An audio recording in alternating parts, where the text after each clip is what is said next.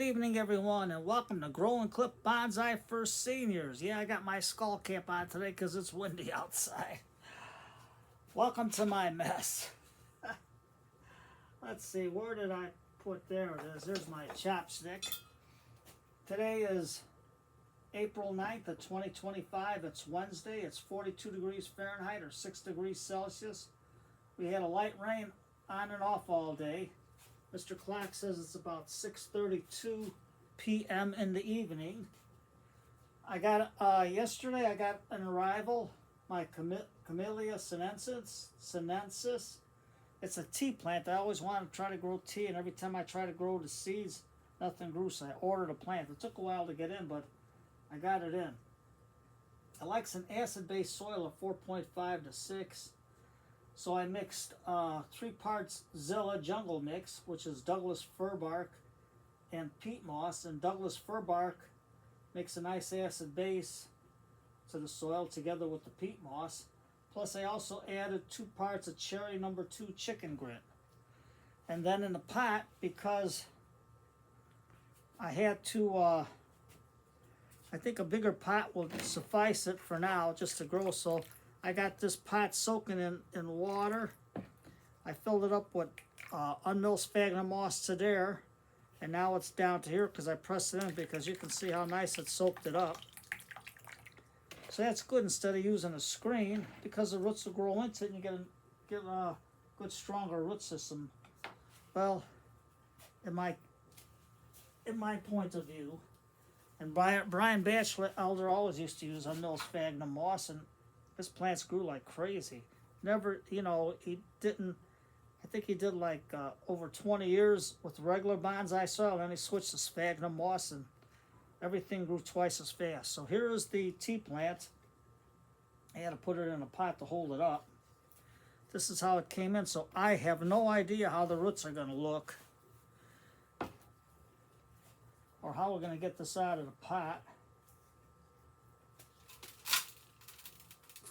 Well, that's in there pretty good. So if I squeeze it,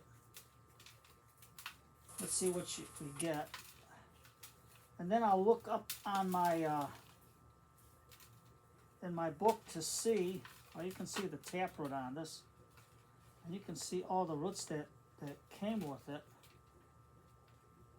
That is a nice nice root system, as you can see it. But the taproot is there, and you can see all these feeder roots started to grow out. So to get this into the pot, I'm just going to have to nip the tips off the feeder roots. So I'm going to take my ironwood needle nose, because you know nothing cuts wood like ironwood, and just snip it there, and snip it there. Just enough for now, a little less than a third. This would be a good pot to try something else in. So dump that in there. So I'm not going to take any more of the soil off, because I want this to grow. It might have beneficial bacteria in there. Which one, I don't know. I might have to use a Wildwood Organics one, because it might need an ectobacteria instead of the endobacteria. But before we do that, let's see how much soil I have in here to fill up the pot. Let's get it out. And Tom, here's your measuring cups. Yeah, I got it messy today. Let's see what we got in here. And you can see how my mix looks with the fir bark and the peat and the chicken grit.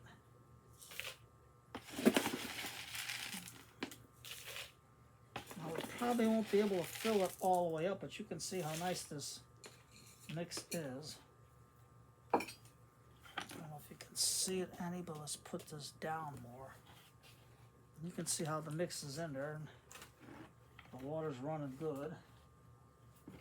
So then we're just going to put the roots in, and I think we'll just make a little spacing to get it in a little deeper, because I didn't have enough number 2 chicken grit to make it thicker. But later, if there's not enough in there, I'll mix some number 1 chicken grit for the top. And let's just keep it a little bit straight. Put it around there. And we might just have enough.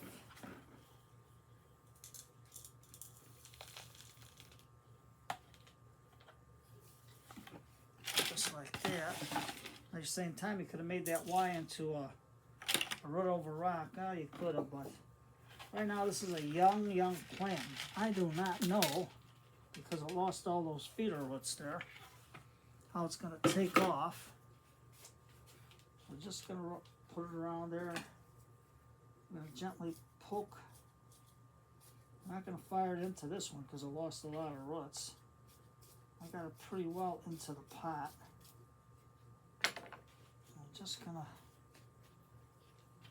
press it in. And to fill up the top more. Okay, Tom, what'd you do with it? 50-50. No, that's not it. Well, I got a little bit of it left with the number 1 chicken grit. But this is just with the cocoa core. Oop. So what I can do is just put that in there just for the top. Then I'll mix more of this up though, but I'll mix it with the Zilla. There we go. Give it a nice little cover. The reason why I let it sit because it was in the mail. It was ice cold when it arrived. So I needed a good 24 hours for it to relax, get adjusted from the trip and everything. So now we're just going to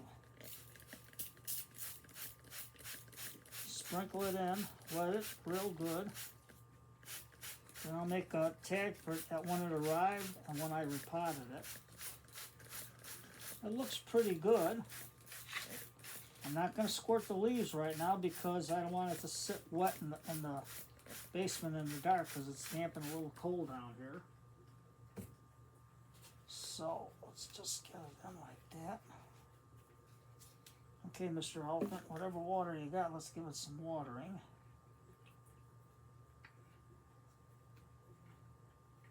Just like that, just to get it all in. And I know this, because everything is dry, it's going to take a little while to seep down. But with the chicken grit, it should help it to go down real good. Mr. Elephant, we're going to have to go to the watering hole and fill you up. So just like that. Now some of the water's coming out, but that can be from the sphagnum moss. But you can see how fast it drained already. And you know, with the coarse chicken grit, it looks like red mud. But that's all right, it'll dry. And I'll mix maybe a little more chicken grit on the top for the better drainage. But it drained real good. Once it got good and dry, turned out right, all right. So I'm gonna have to get some more number 2 chicken grit. And it's only like number 2 is like 49 cents a pound, and number 1 is like 39 cents a pound. So you can use that instead of perlite and go from there. So right now we're about at the perfect height.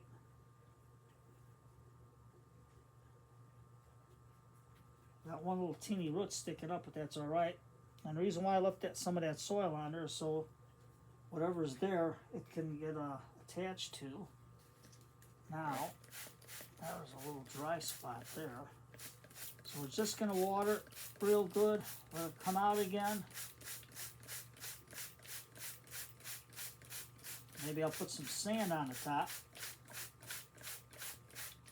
I'll go from there. But right now, it's good. Let's see if I got a rock.